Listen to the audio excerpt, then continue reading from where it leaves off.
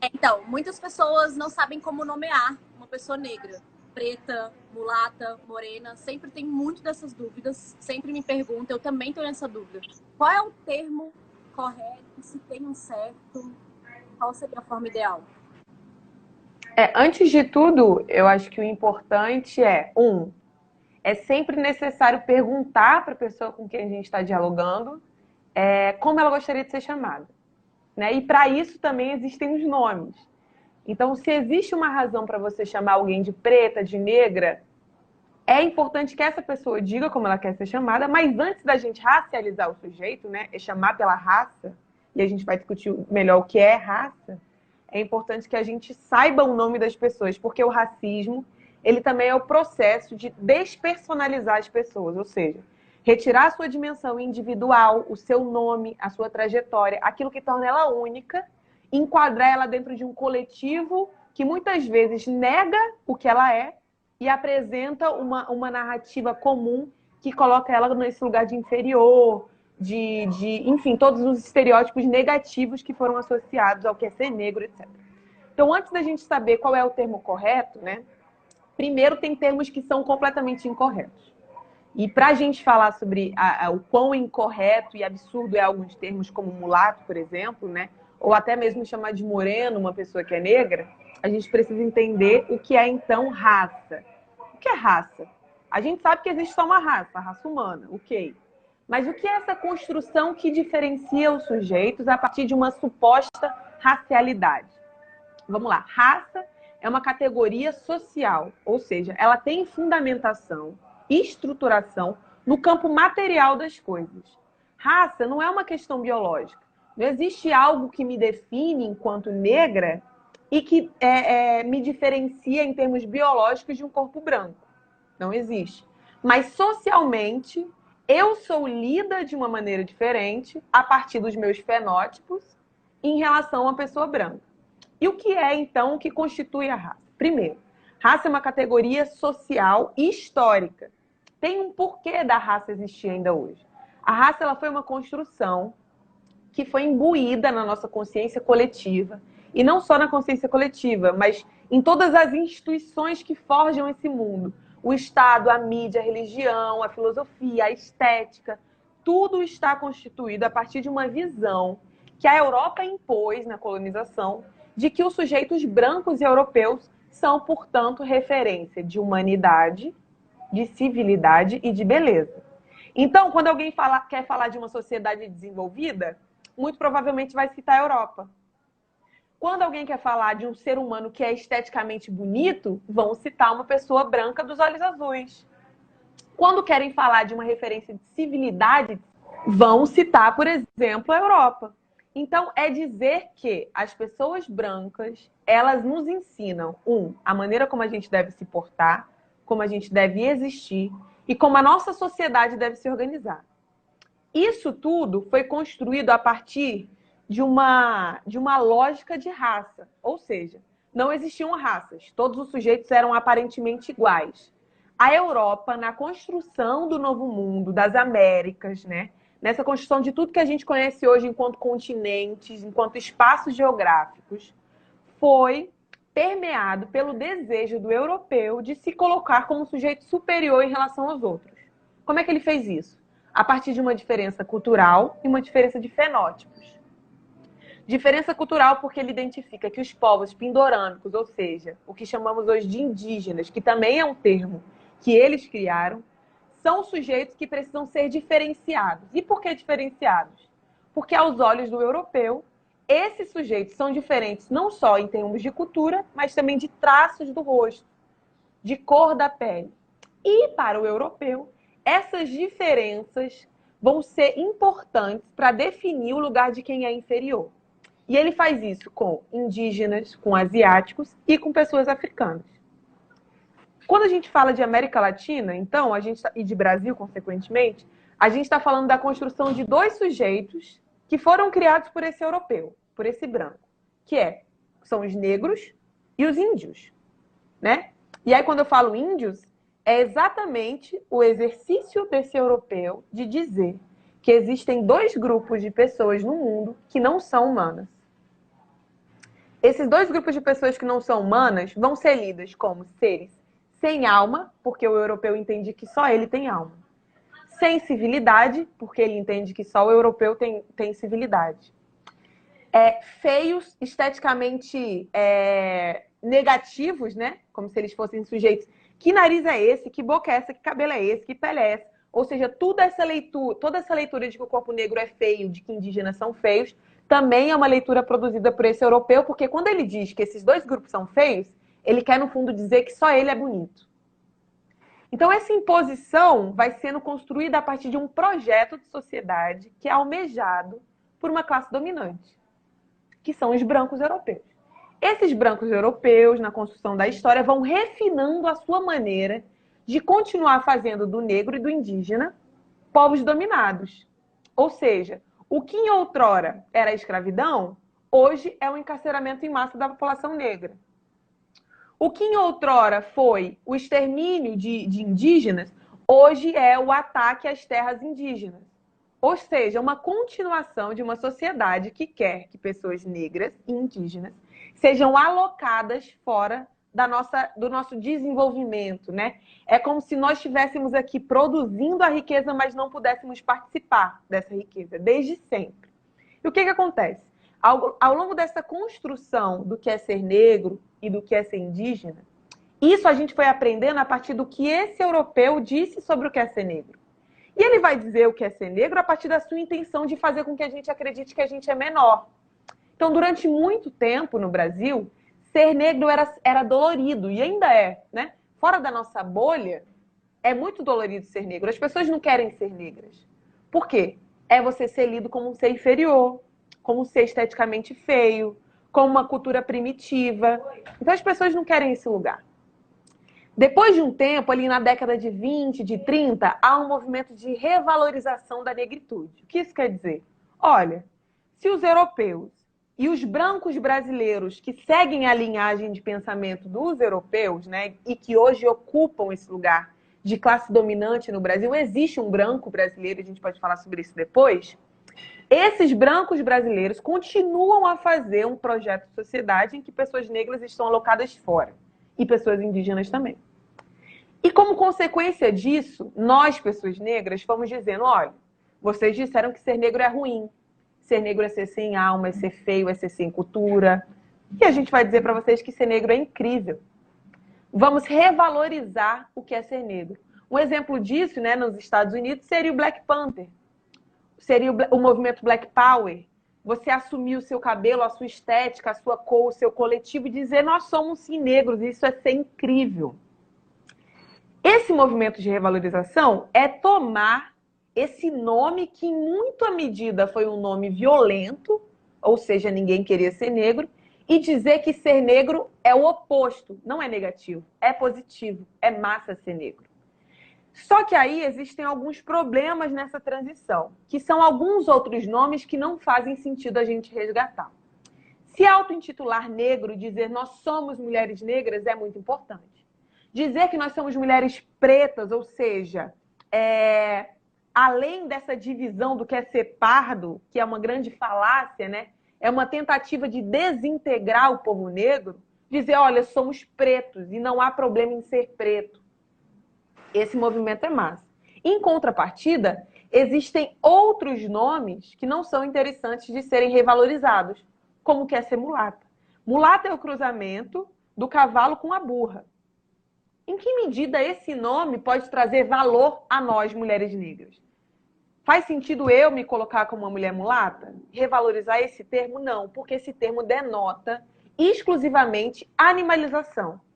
O processo de transformar os negros em não humanos é também um processo de objetificação, animalização e mercadorização. Ou seja, somos objetos, somos animais e somos mercadorias.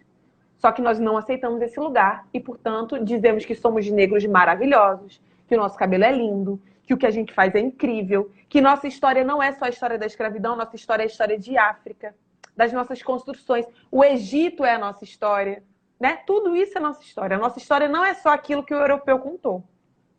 Porque a história dos negros para o europeu começa na escravidão e nossa história vem bem diante.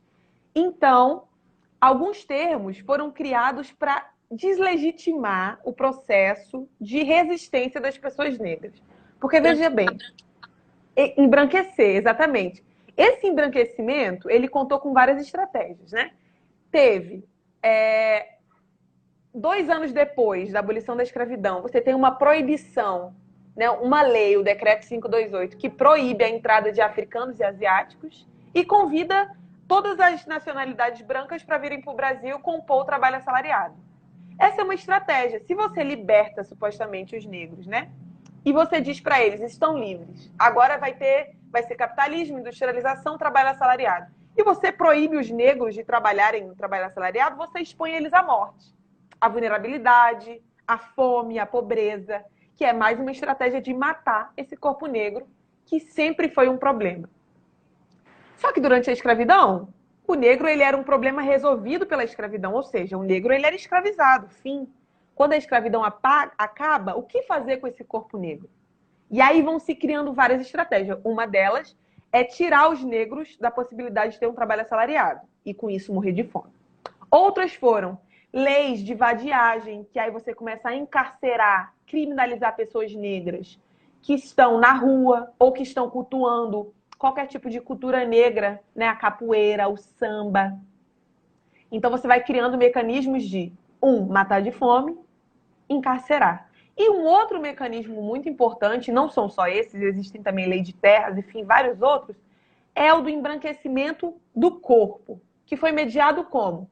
Pela defesa, e muito por conta da teoria também que a gente vai conhecendo depois de Gilberto Freire, né, vai dizendo, que é uma suposta harmonia entre as raças a partir da relação afetiva sexual entre pessoas negras e pessoas brancas.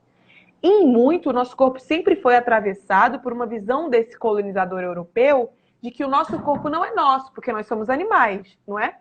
Então, se esse corpo não é nosso, ele pode ser constantemente violado.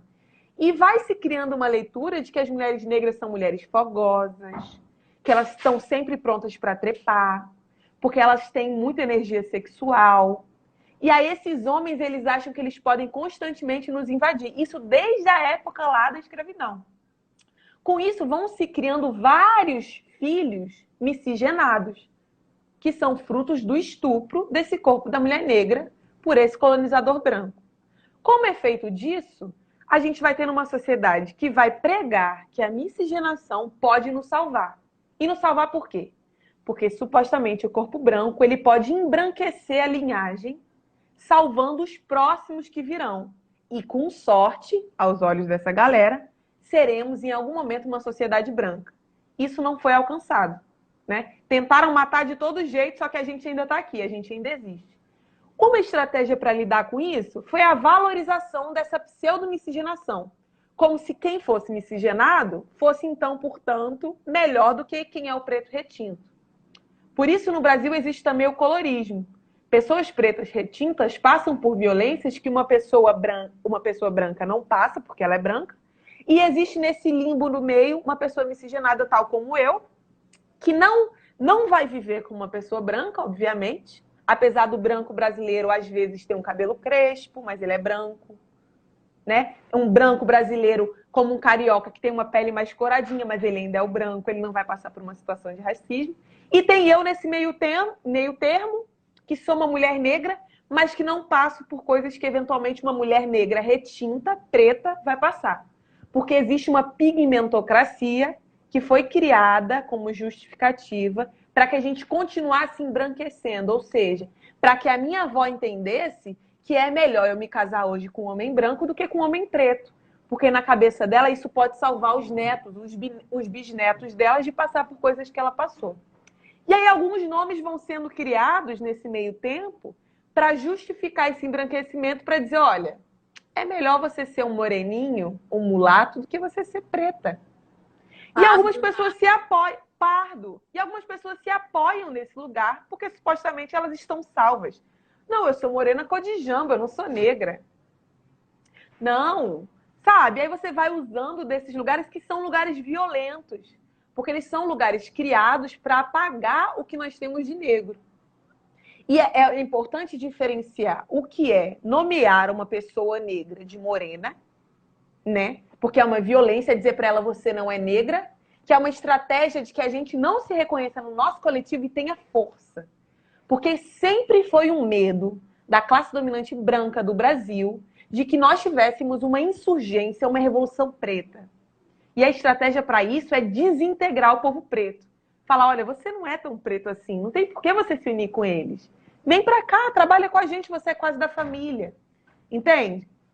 E tem hoje em dia um movimento muito perverso de que são as pessoas brancas, que hoje em dia a gente está falando que as pessoas brancas existem, porque durante muito tempo parecia que elas não existiam na história, né? Parecia que o racismo era história só dos negros, quando o racismo é a história das pessoas brancas, da forma como eles construíram o mundo, dominando outros sujeitos. E aí existem algumas pessoas brancas hoje, no Brasil sobretudo, que têm medo de serem chamadas de brancas. E aí elas ficam falando que elas são morenas, que na verdade o avô dela é negro, porque elas não querem estar nesse lugar da história, só que elas já estão. Então é importante o racismo é uma história de todos, né? Quando eu digo de todos, é que existem vários personagens nessa história, mas ela é uma história protagonizada pelas pessoas brancas. Então as pessoas brancas precisam entender qual é o lugar delas na execução e na perpetuação do racismo. Isso quer dizer que nós também, pessoas negras, precisamos entender a nossa história para além da história da escravidão. Por isso, reconhecer que a gente é preto, que a gente é negro, é um movimento de valorização, porque diz para essa branquitude, para esse grupo de pessoas brancas, que na verdade a gente não se envergonha do lugar de onde a gente veio. Porque a nossa história não é a história da escravidão.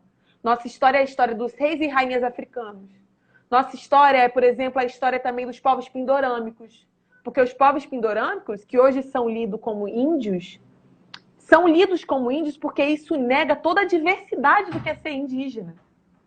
Eles não querem que a gente conheça a história desses povos, dos nossos povos. Por exemplo, quantas pessoas acham ainda hoje que a África é um país e não um continente com 54 países? Isso tudo é estratégia do racismo para apagamento, para desvalorização do que é ser negro, tanto na África quanto na diáspora.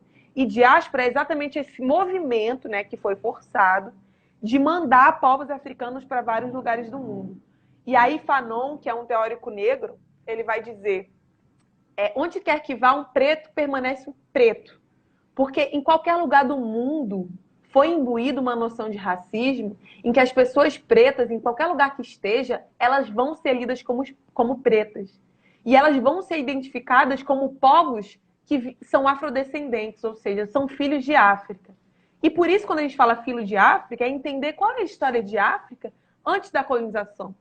Porque isso nos ensina a lidar com a nossa cor, com a nossa racialidade, com a cultura negra, em qualquer lugar que a gente esteja, né? No Brasil, nos Estados Unidos, no Caribe, no Peru, sabe? Em qualquer lugar do mundo, a gente pode se amparar em uma cultura que não nos quer mortos, que não nos quer embranquecidos, que não nos quer silenciados.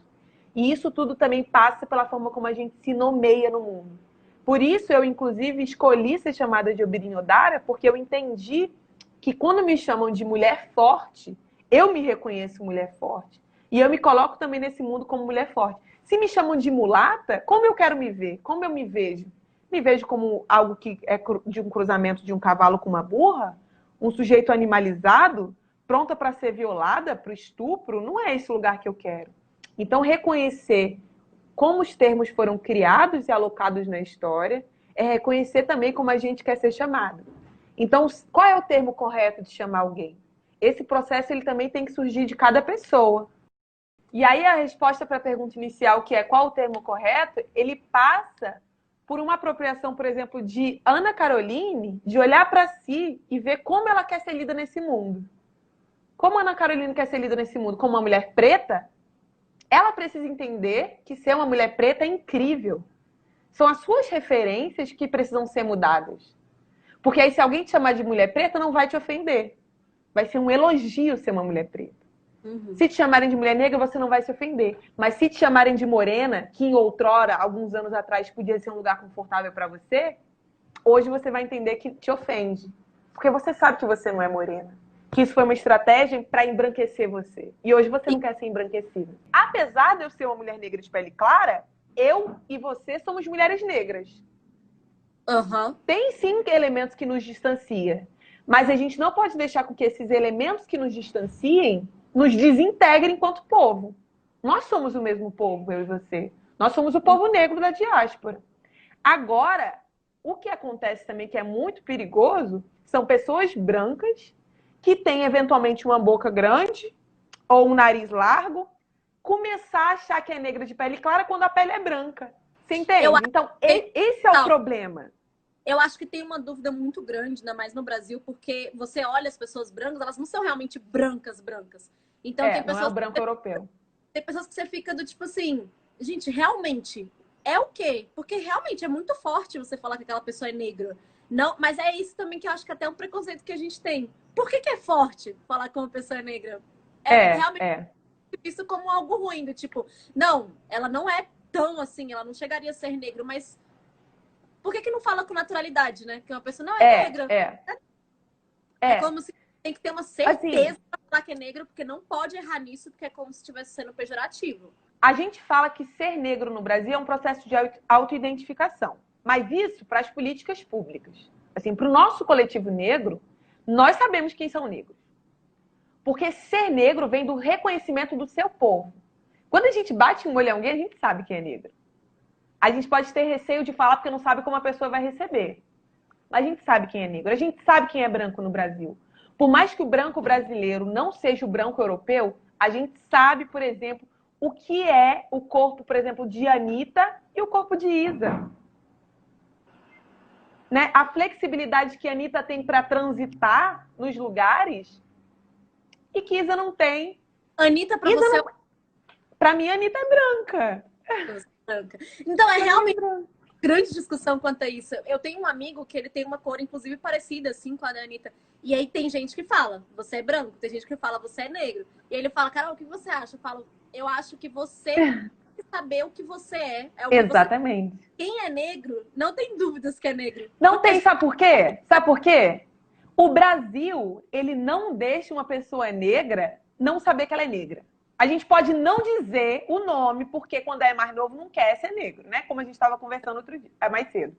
Mas quem é negro no Brasil sofre racismo, escolhendo ou não. É o racismo quem nos informa que somos negros. Por isso que muitas vezes ser negro é um lugar doloroso. Porque você não quer assumir. É porque realmente, tipo assim, então rever aí se você é negro mesmo. Você tem dúvida. Exato, assim, você tá em dúvida se você é negro? Reflita na sua história se você passou por racismo. Não, aí você vai ter a resposta, entendeu? Uhum. Vai ter a resposta. Porque é isso, não, é impossível ser negro no Brasil sem sofrer racismo, é impossível.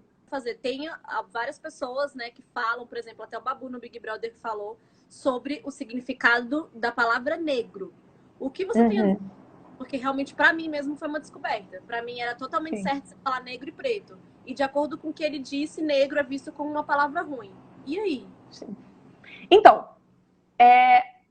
a gente é muito alimentado pelas teorias norte-americanas, né? Porque o movimento de valorização do que é ser negro, africano, preto, nos Estados Unidos, ele foi um pouco mais acelerado, porque lá o apartheid era assim, cru, né?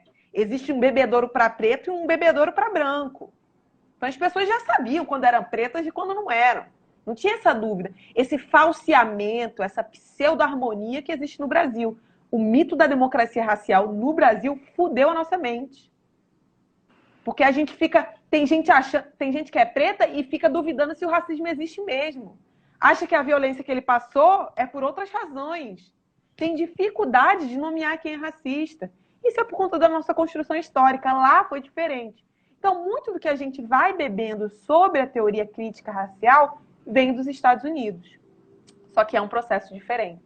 Assim, tem muita coisa, porque ser negro em qualquer lugar do mundo é ser negro, e existe algo que nos une enquanto negros, mas existem processos particulares dos territórios.